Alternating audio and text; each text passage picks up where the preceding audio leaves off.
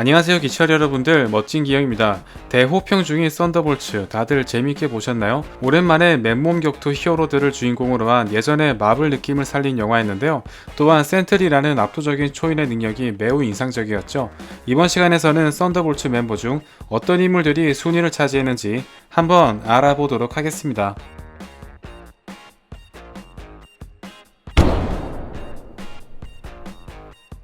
썬더볼츠를 통해 굿즈가 발매된 레드 가디언입니다. 혈청을 맞은 초인 중에서 현재까지 가장 최약체로서 블랙 위도우에서 이미 태스크 마스터에게 일방적으로 제압당한 사례가 있었는데요.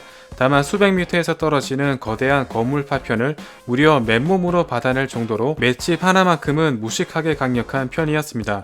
과거에는 무려 맨손으로 화물차를 날려버리고 달리는 비행기에 매달려 엄청난 사격 실력을 보여주었던 만큼 살이 빠진다면 충분히 순위가 상승할 가능성이 큰 편인데요. 근데 상표권 때문에 어벤져 즈로 활동하는 것은 설마 뉴진스가 진즈로 개명한 것을 참고한 것일까요? 썬더볼츠의 주인공이지만 최약체 중 한 명인 옐레나입니다. 십수년이 지난 현 시점에서도 블랙 위도우는 제대로 된 슈트 하나 없는 게 현실인데요. 다만 총알을 방패로 막는 다른 초인들과는 달리 직접 몸을 날려 회피한다는 점이나 엄청난 도약으로 멀리 있는 시민을 구하는 등 반사신경이나 대처 능력이 눈에 띄게 좋은 편이며 11화 때부터 선보였던 위도우 바이트를 통해 원거리에서 슈퍼솔저까지 어느 정도 제압 가능한 정도였습니다. 다만 후반전으로 갈수록 센트리처럼 규격 외 강자가 등장하거나 심각한 재난 현장에서는 거의 잉여가 될 수밖에 없는 현실인데요. 나타샤와 비교해보자면 초반 간보기에서는 어느 정도 대등한 편이었지만 나타샤는 인피니티와 블랙 위도우에서 다수의 적들을 비롯해 프록시마 및 태스크 마스터까지 어느 정도 대응이 가능했던 것에 비해 아직까지는 옐레나가 살짝 약한 편이라고 볼 수 있습니다. 너무나 아쉽게 퇴장한 태스크 마스터입니다. 혈청을 맞지 않은 인물이지만 캡틴, 호크아이, 블랙팬서, 스파이더맨, 블랙 위도우 등 온갖 초인들의 무술을 모두 섭렵한 결과 레드 가디언은 상대조차 되지 못하는 수준이었으며 무려 존 워커와 거의 대등하게 싸울 수 있을 정도로 엄청난 전투력을 과시했습니다. 방패로 존의 총알을 모두 막아내는 모습은 썬더볼츠의 백미 중 하나였죠.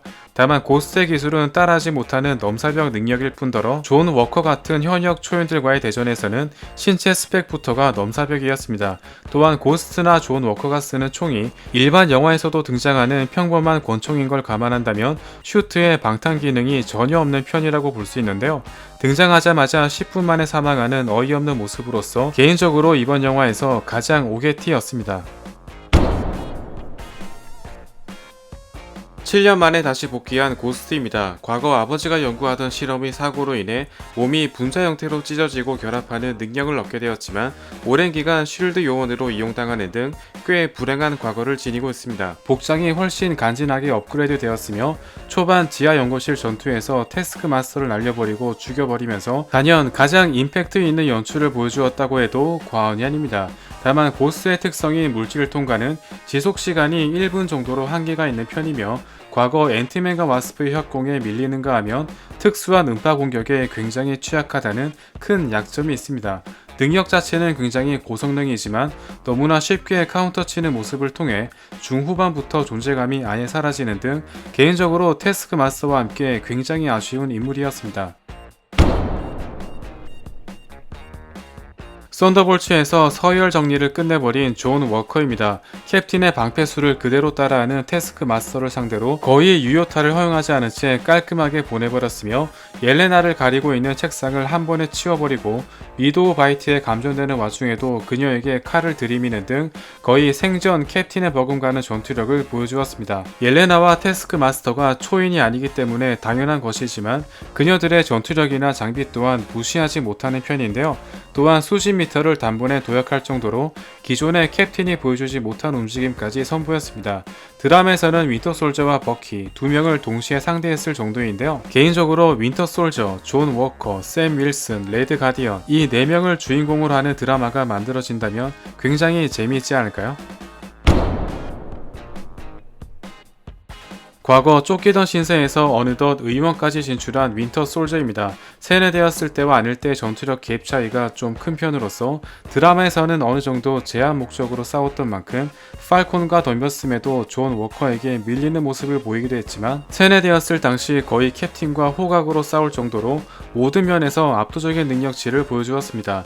대물소총 명사수였던 만큼 온갖 총기류는 물론 나이프 액션의 달인이며 이번 영화에서는 오토바이를 타고 샷건으로 차량을 날려버리거나 달려오는 차량을 기계팔로 밀쳐낼 정도로 맷집이나 근력, 테크닉적으로 엄청난 수준을 보여주었습니다. 특히 비브라늄으로 만든 바이오닉감은 단번에 녹아버린 존 워커의 권총에 비해 오래 버티는 등 확실히 다른 초인들에 비해 강력한 모습을 보여주었습니다.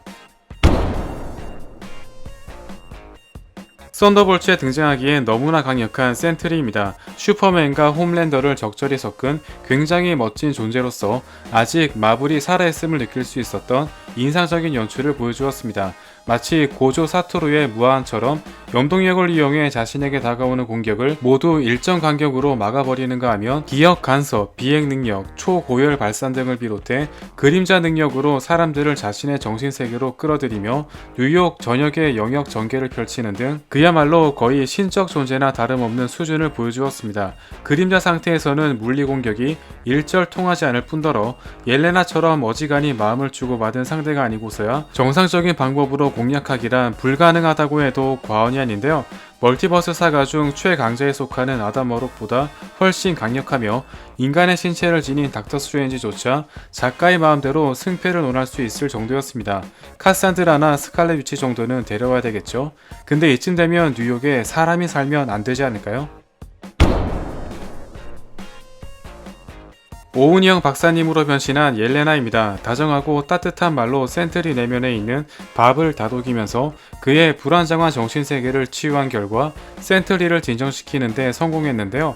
이로써 MCU에 두 명의 오은영 선생님이 존재하는 것이 밝혀졌으며 향후 쉬얼크와 함께 마블 히어로들의 상담사 역할로 활약할 것으로 추정됩니다. 지금까지 썬더볼츠였습니다. 개인적으로 만족스러운 영화였지만 태스크마스터의 사망과 고스트의 비중이 다소 눈에 띄게 아쉬운 편이었는데요. 다만 센트리라는 역대급 초인을 탄생시키며 이어지는 둠스데이의 기대감을 올리기에 충분한 영화였습니다.